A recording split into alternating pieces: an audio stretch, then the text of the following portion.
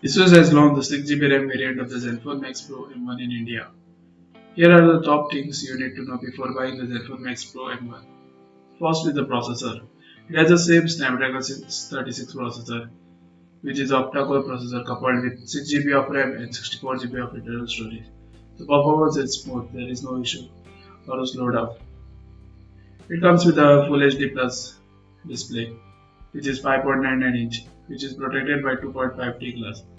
Overall, the colors are good, produces good viewing angle, but Asus has skipped the Gorilla Glass on the Zenfone Max Pro. It's better.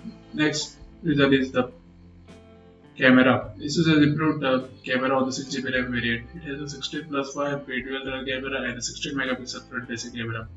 Both have support for the depth mode. The video recording up to 4K, but there is no EIS. The video recording is sort of average.